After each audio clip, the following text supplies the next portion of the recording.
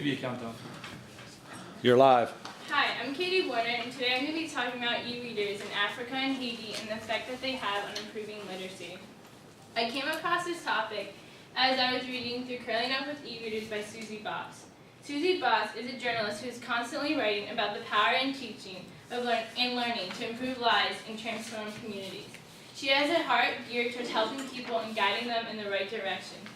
As I was reading through Curling Up with E-Readers, it reminded me of the 7 times I visited Puerto Cabezas, Nicaragua, a third world country in Central America.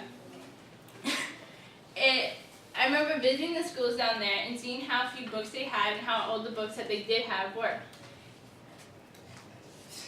And as I was down there, I remember seeing the faces and their attitudes. It was unlike anything I've ever seen before. Despite their terrible conditions, they were happy. They were happy that I asked one of the kids why he was so happy, and he said he was happy because he had the ability to go to school and have an education and learn English. And because of this, after I asked the kid, I thought about what we do in the United States. Students take their education for granted. They're more worried about getting the grade than actually learning. And in Nicaragua, they're happy and excited to learn. It's a chance for a new life and a new start, and a chance to get out of poverty. When I was reading over Susie Boss's article, it hit home, and I wanted to see if e-readers did help students improve literacy. Kofi Annan, the Secretary General of the United Nations from 1997 to 2006, was dedicated to human rights and equality. He stated that literacy is following the road to human progress and the means through which every man, woman, and child can realize his or her full potential. Meaning that literacy puts everyone on the same playing field, and it's a chance for success. But before I even begin discussing my topic, let me just define what an e-book is. An e-book is an electronic version of a book. It's most commonly found in PDF format, which can be viewed on any device, such as a mobile phone, a computer, or a tablet. But it can also be formatted into HTML, meaning it can be only viewed on a computer screen. And examples of an e-reader are the Amazon Kindle Paperweight and the Apple iPad with Retina display. These are the newest ones out there that people are using currently in the United States. In World Reader, when David Richer, former executive of Amazon.com, went to Ghana and taught 20 children how to use e-readers, he came away more convinced than ever that e-readers could change the face of reading in developing nations. World Reader is a nonprofit that eradicates illiteracy by delivering the largest culturally relevant library to people in low-income countries digitally and inexpensively. As of February 2013, World Reader has distributed over 700,000 ebooks in the hands of over 12,000 children. And World Reader is being very efficient in their use of money. As you can see in this chart, in 2007, they were using hardback books, and they were $25. And in 2012, they went from hardback books to digital books, which were $10. And then in 2015, it's projected to have a digital book for less than $5. And then in this next chart, although it doesn't look like there's a big difference down here, it's 20% cheaper to go with an e-reader than it is to go with an actual book. And when you're doing bulk, like when you're buying stuff in bulk, it's a lot cheaper. You'll be saving a lot of money. I think it's 1 in every 5 books, every 5 e-readers you get a free one, depending on like the company that you go with. And World Reader is using African publishers and authors because the students will be more engaged when they are reading stories in the books that they are familiar to, and it's also cheaper to pay the local author. World Reader currently has projects in 9 countries, and there's 3 in the eastern region of Ghana. One of those projects is iRead, which was launched in 2010 and focuses on measuring reading improvements and piloting new ideas. They have 400 students and teachers with access to 550 3G and Wi-Fi Kindles. Each student is allowed to take it home and share it with their family members, people in the community, and even if they want to read it at night, they have a light that they send with the tablets to give to the students. Another project is iRead 2, which was launched in February of 2013 and is funded by World Vision, USAID, and the Australian government. This project focuses on teacher training on literacy instruction, after-school reading activities, and regular accountability committee meetings. They have 620 students and teachers with access to 800 Wi-Fi Kindles, and they're allowed to take it home and use it with their family members, people in the community, to improve their literacy. And USAID helped fund iRead, and they said in the long term, the final evaluation data strongly suggests that when the device is introduced and managed properly among the primary level students, it has the potential to improve reading performance and, more importantly, increase enthusiasm for reading as a lifelong habit. And when you have a company like USAID, which is the lead U.S. government agency that helps fund people in poorer countries, when you have a company like this that is helping fund World Reader, it shows that they believe in the company and they believe in the work that they're doing. So obviously they think that it's being effective in the use. Another company, All Child Reading, Library for All, started when Rebecca McDonald moved to Haiti in 2010 to help rebuild the country after the devastating earthquake.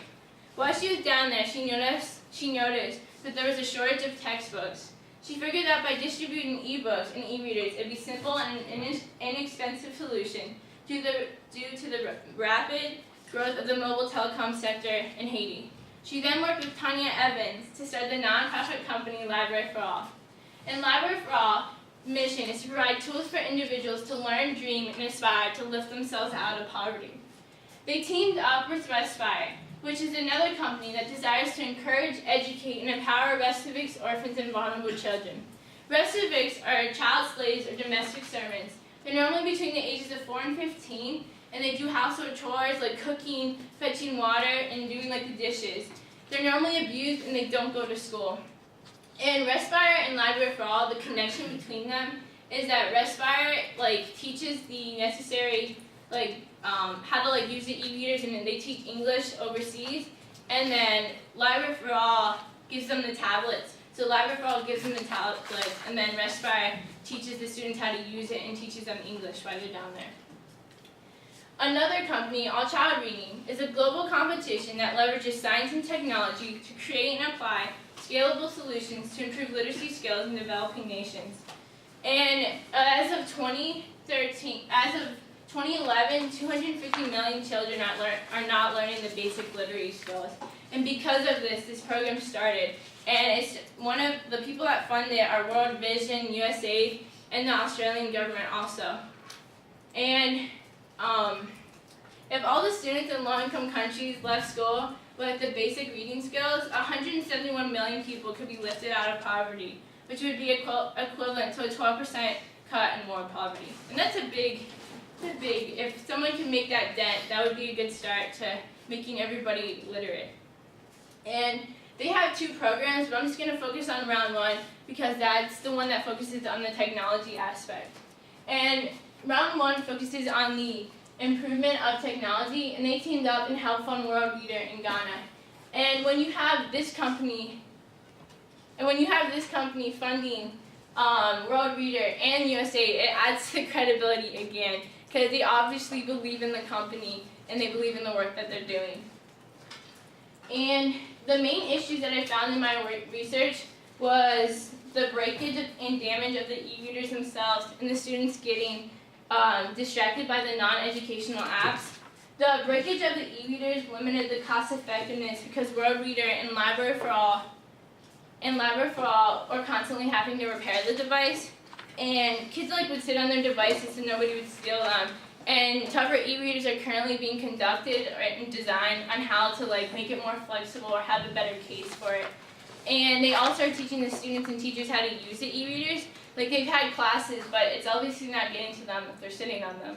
So they're doing that. And the non-educational apps, music and internet on the e-readers became a big distraction to the students. The entertaining apps took the students away from the educational aspect of the e-readers. And there should be an e-reader that only allows the educational aspect, so they could have the dictionary app, the e-books themselves, and fun educational learning games, if that's even possible.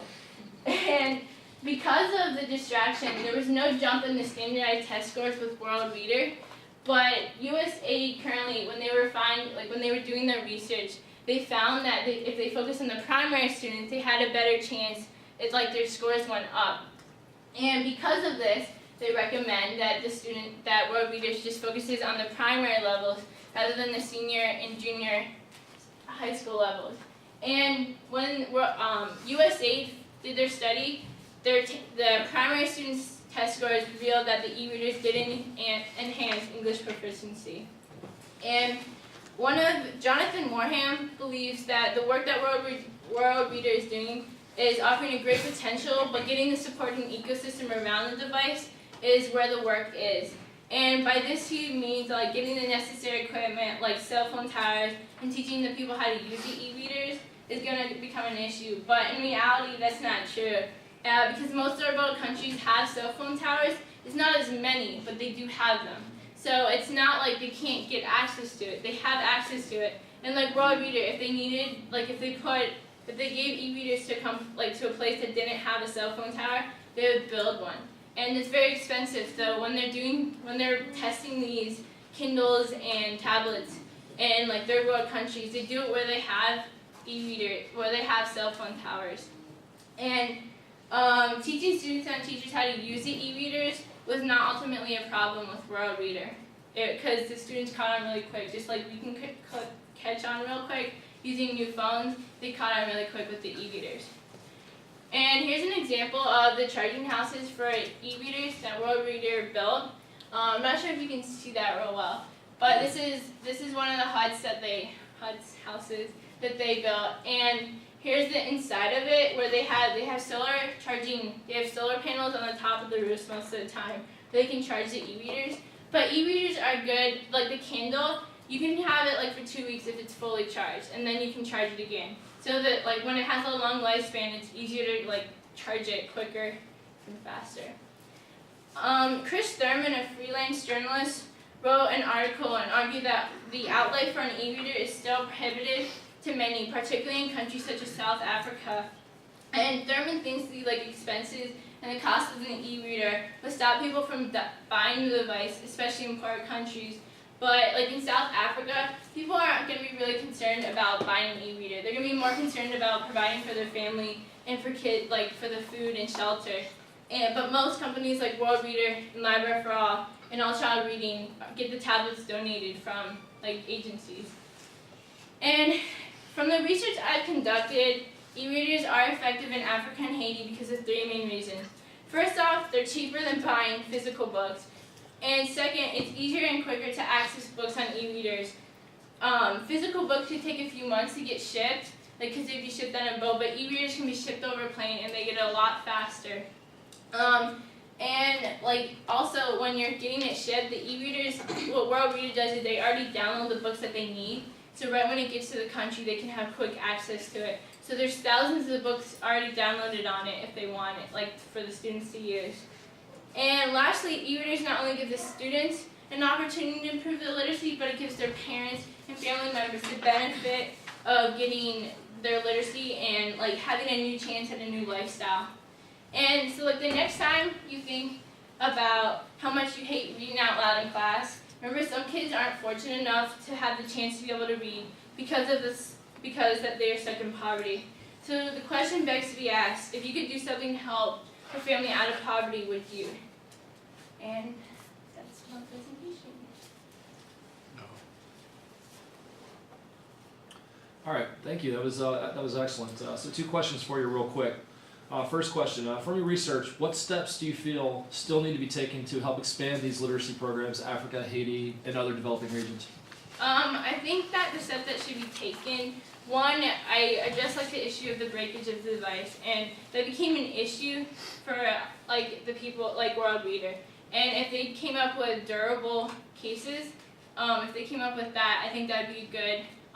Like start to like limiting how like much money they spend on repairing devices, and then like other steps that they could take is like having the students from like not students but teachers from like the other countries come to America or have like a school for them to learn English and how to like use the e-readers. I think that'd be really helpful because some teachers in the third world countries don't understand, like they get it, but it's not like sometimes they don't connect with it. So if there's a school or like a program that did that, that would be really helpful. Okay, good, thank you.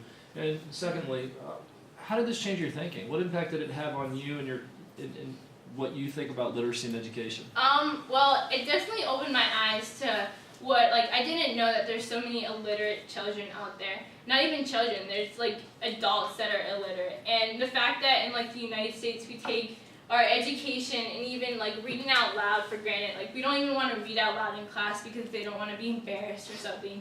And I think it opened my eyes to showing that, like, my education and being able to talk and being able to read has, like, it's a big aspect of my life, and I took it for granted. And I think knowing that, like, some kids don't even have that opened my eyes to realizing that I can be more successful. Thank you. Very nice.